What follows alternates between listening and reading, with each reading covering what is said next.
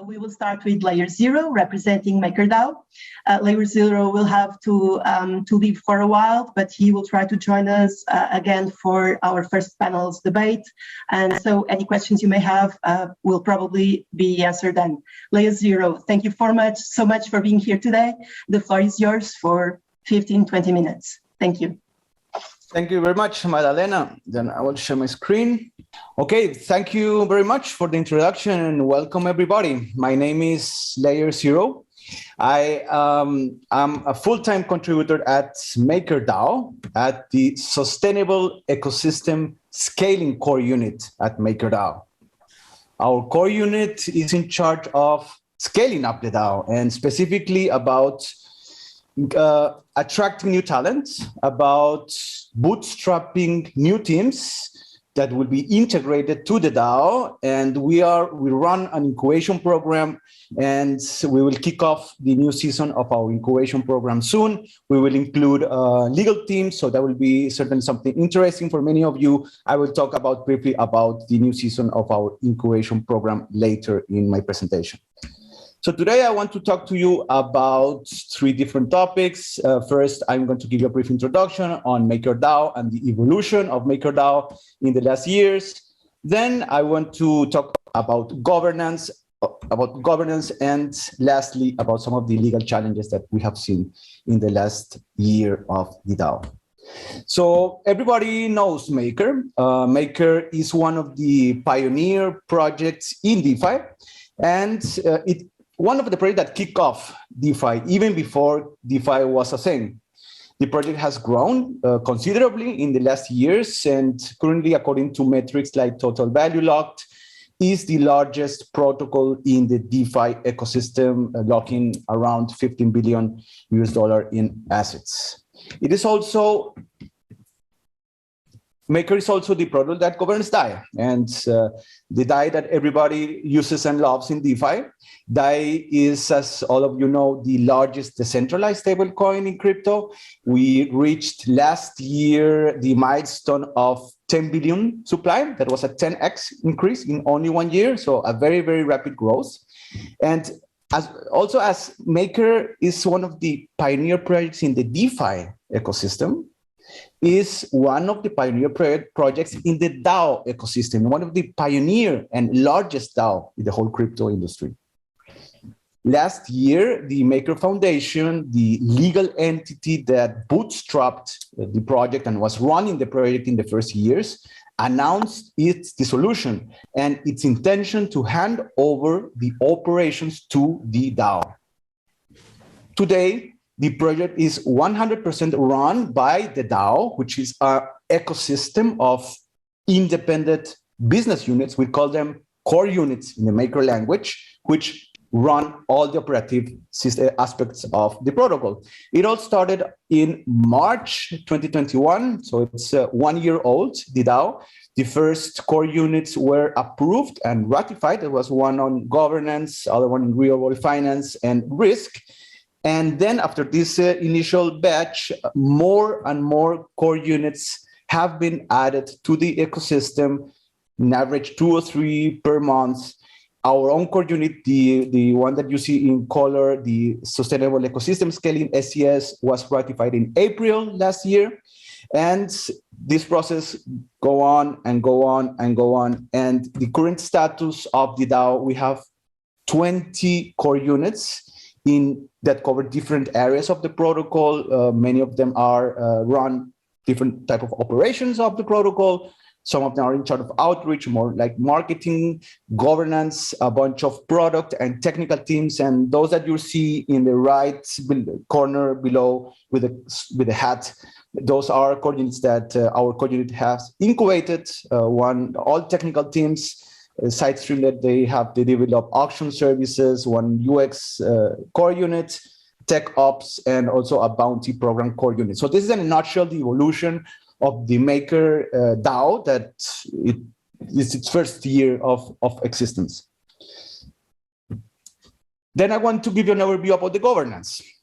I want to share some thoughts about how we see governance topics at Maker, our own brief overview about our own governance framework, the MIP, the Maker Improvement Proposal Framework, and about our most important governance processes. And I want to start with a quote from Vitalik, when he says that whereas most technologies tend to automate workers on the periphery, blockchains automate away the center.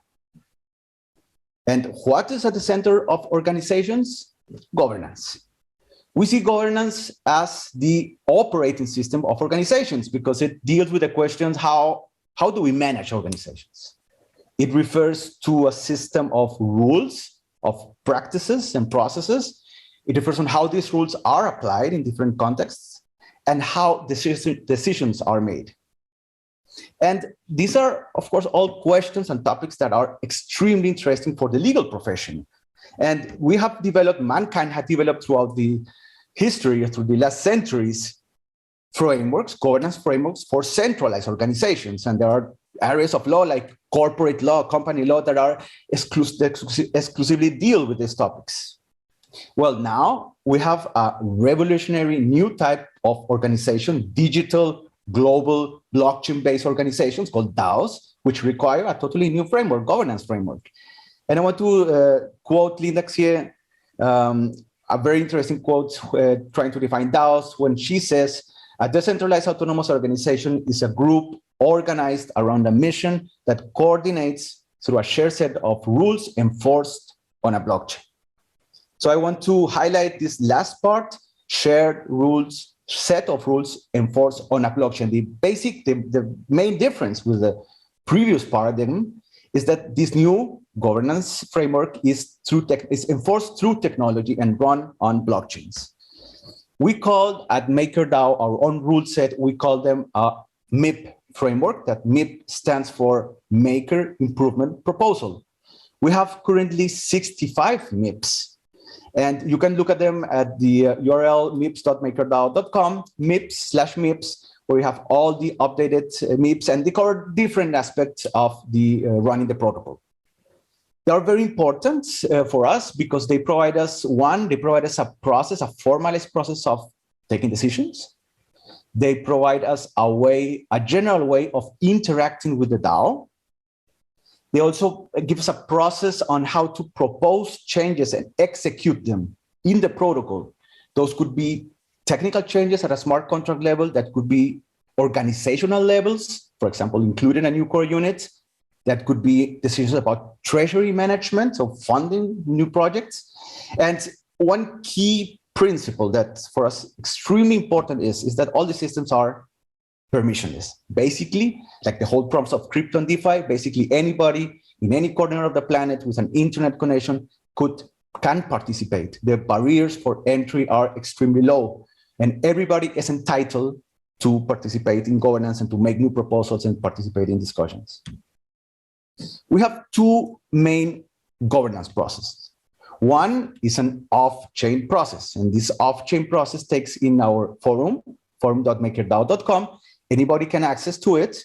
And the main objective of this first part of the process is to gather feedback from the community when somebody has a new idea or a new proposal, is to build consensus and iterate this idea or these proposals towards a consensus. And basically anyone can participate. You don't need any token. You just need to log into the Maker Forum. It's a public platform. And there are two main tools. One is called a signal request, when anybody, it doesn't have to be working for Maker, it could be any person in the world, could give us a signal request, like an intention to provide a new idea, a new proposal, or a change in some aspect of Maker. And the second one is a poll. So there are polls and people vote around ideas, and this way you generate consensus. That is the off-chain part. We have an on-chain part that complements the off-chain process.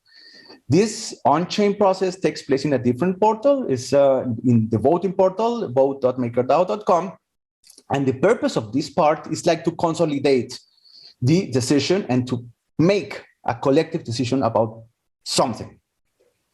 The other important aspect is that on-chain governance process serves us to execute a decision. Once the DAO, the collective, the ecosystem reached a decision around something, then it has to be implemented. And sometimes require, if a new, for example, a new protocol feature, a new product, for example, a risk parameters, MakerDAO has many different vaults that are used to generate DAI.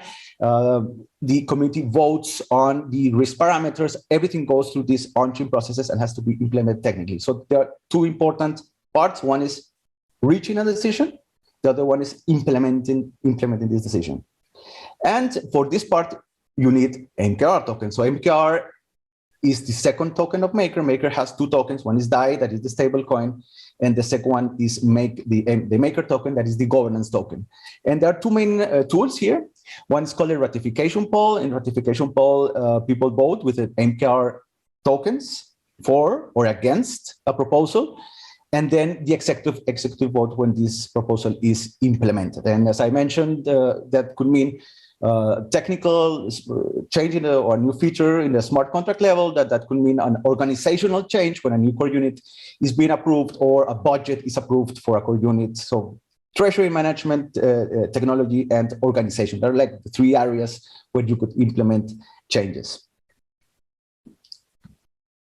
Then lastly, I want to talk about the legal challenges. And I want to talk about 3 points, the main legal problem domains that we have identified in this first year of the DAO. Second one, how we deal with these issues. And third, I'm going to refer to the incubation program.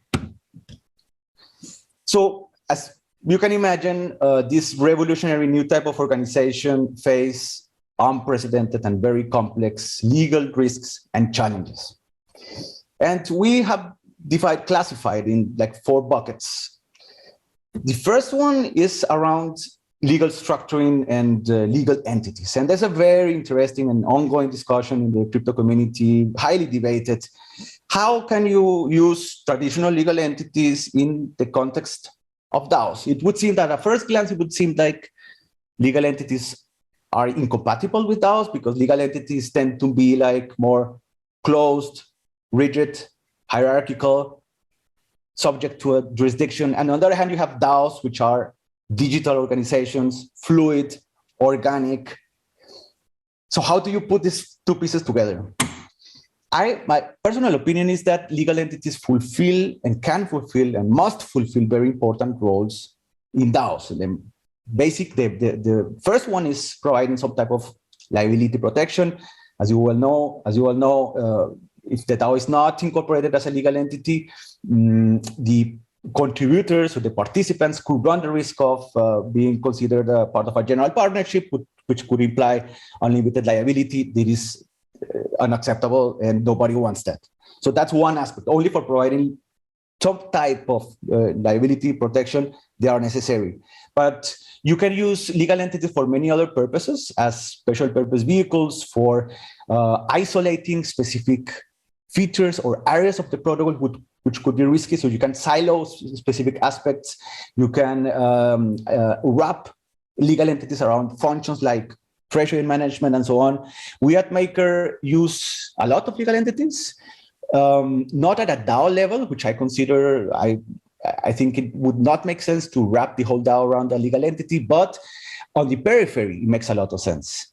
In our case, there are a lot of core units that are incorporated as legal entities, or individual contributors that are incorporated as legal entities, only for liability protection. That's one area. But also for more specific functions, for example, IP management, we have an SPV, a legal core unit that has its own legal entity, a foundation in Denmark, which holds all the IP assets. Or, for example, all the real finance part. So MakerDAO, as you probably know, the vision of the project is to serve the real economy, to provide financing to banks and to real companies. And we have the first pilot projects going on. It's a very exciting area. And of course, lending money to banks or to regulated institutions require complex structures in vehicles, and you need legal entities. You need legal entities for that. And the other aspect here is the whole discussion going on about which legal entities are like compatible with DAOs, and you see interesting developments like you probably know the Wyoming DAO LLC. It has its drawbacks, in my opinion, but it's a good first attempt to try to give recognized legal personality to DAOs, to provide limited liability to participants from DAOs. So that's a interesting development. But there are many other structures and vehicles that have been suggested. For example, things like in the United States, the unincorporated nonprofit association from A16Z proposed this structure some months ago. So associations is an interesting vehicle because normally it gets into force when by contract, not by filing. And there are Swiss associations, trust structures. We have structures offshore, Cayman Foundation, and so on and so forth. So there is an ongoing research project, and I think it will develop a lot. And it's a very interesting one and a very necessary one to keep an eye on. So that's the first one, legal structure and legal entities. The second one, legal advice. So of course, DAOs need legal advice. We have this bunch of problems. We have unprecedented problems. We have much more questions than answers. And my message to you guys is, if you are looking into crypto and into DAOs, and you are looking for a career or for development possibilities, it is a world plenty of career possibilities. There are so many open topics, so many open issues, and there is an absolutely lack of skill in the market. Like legal talent with crypto knowledge is super, super scarce. So there's a market opportunity there, but also a very exciting professional development opportunity for all young people that are interested in this. We need legal advice. We need talent. We need skill set, we need creativity to solve these exciting and new problems that we have never faced before. And we have DAOs that have capital to deploy and have a bunch of needs and risks. So welcome to crypto, to Web3, and to the DAO ecosystem, because we need all this skill set. And there's another aspect to that, and is like more the operative part, yeah? How to hire counsel. If the DAO is not incorporated as a legal entity, then how can you sign contract? How can you handle issues like confidentiality, client attorney privileges, and so on and so forth? So these are like new things that, yeah, we have to develop frameworks for them. The third one, very important, public policy and regulatory, especially for DeFi protocols like Maker. So we have faced various fronts in the regulatory front. We face stablecoin regulations, security, financial regulations, all the part of KYC, AML, now with the whole political situation in the world, sanctions. It's an ongoing topic. Regulators may oftentimes don't understand the technology. This is complicated stuff. We need to invest resources in community communicating. So there's one part about public policy, advocacy, educating regulators and policymakers on what are we doing here? What is our technology about? And the other part is implementing solutions compliance solutions or solutions that reduce this regulatory risk.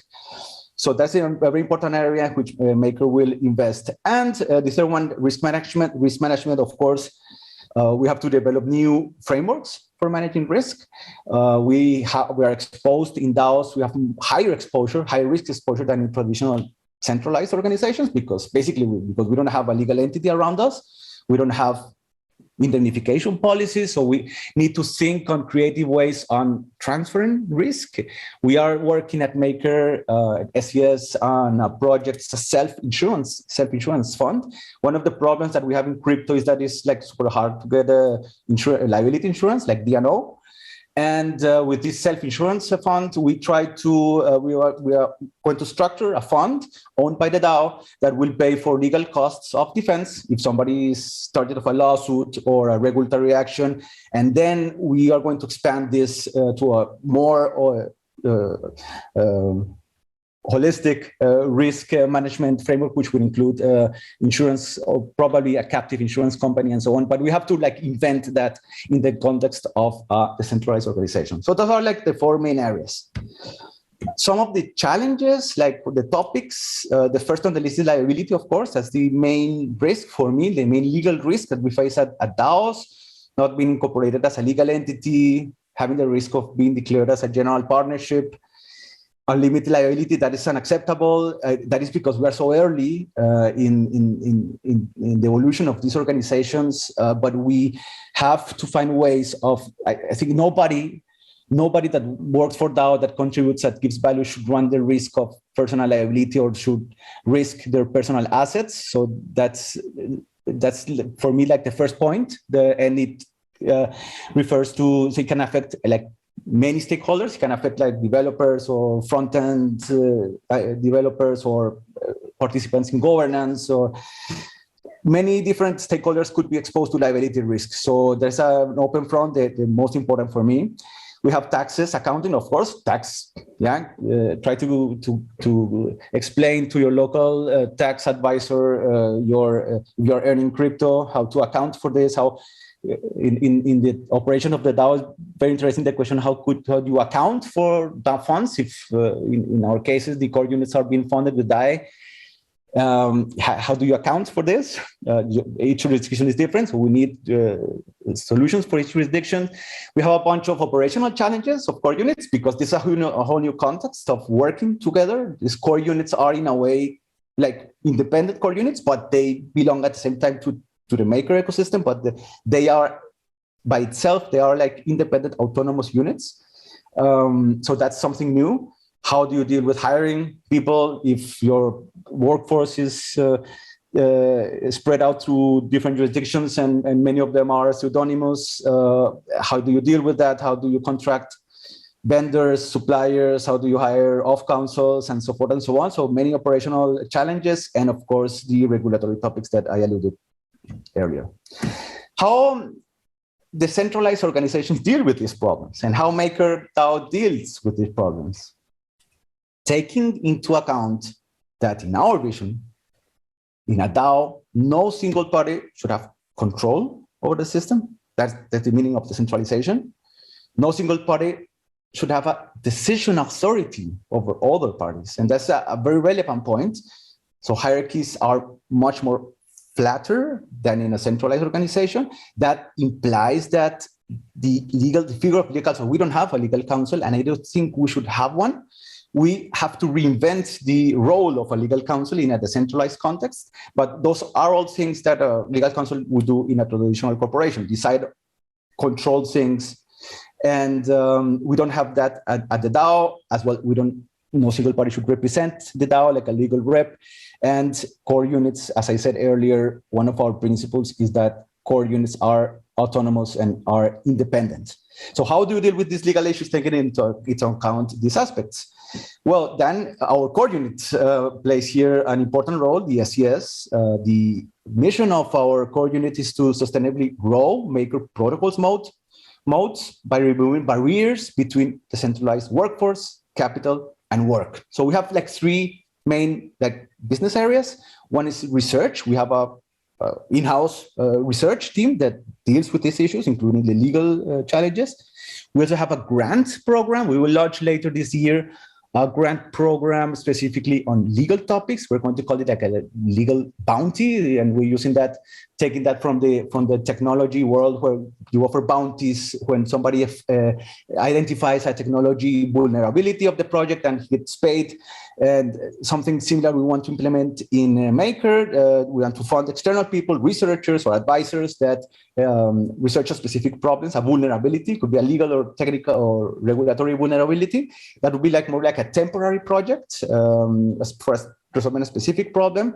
And the incubation part that I alluded earlier, which the purpose is to include permanent teams that are part of permanent, integral parts of the Maker ecosystem. Besides that, we have an advisory role. We develop standards, best practices, and accountability tools for the rest of the DAO. I alluded at the beginning of my presentation, our incubation. We are going to launch soon our new incubation program. We have 3 tracks. One, outreach, that's more like marketing core units. The second one, transparency around reporting, accounting, And the third one, which would be interesting for you guys, is the legal one.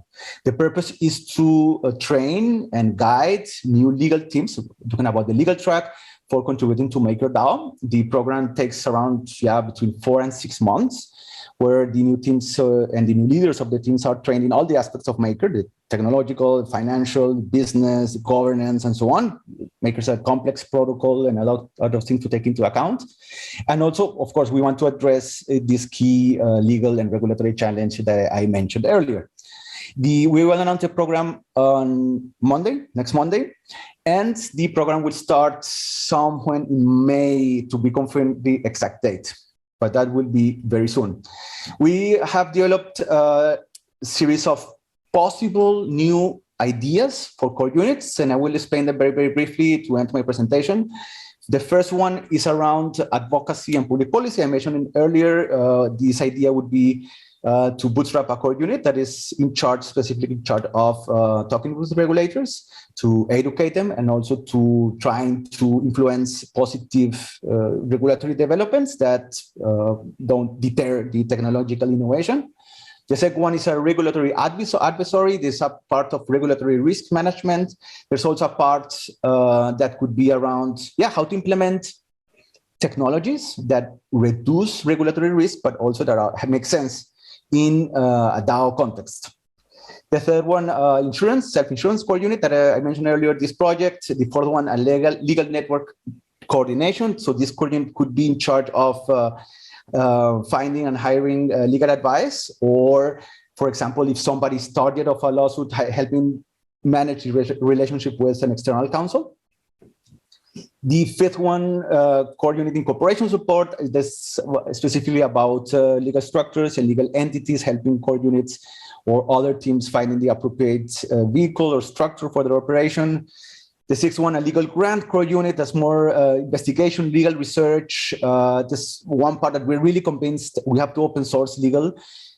This whole technology is based on open source software, but legal is still closed source, it's proprietary, and it's confidential, and we have to change that. And we will invest resources, and there are a couple of very interesting projects like LexDAO and other ones that, LexPunks, this other one, that they are open sourcing legal research, and I think that's the only way for scaling this type of organization. So legal grant, legal review, that's we are going to implement a more formal legal audits on new proposals, when it's permissionless in Maker, so anybody in the planet can propose a new core unit or a new idea, but we need to implement a more formal legal review, regulatory audit on these proposals. And the fourth one, the eighth one, the last one is a more general SPV, the specific structure around a function like treasury. We're talking about possibly treasury management, IP, and so on.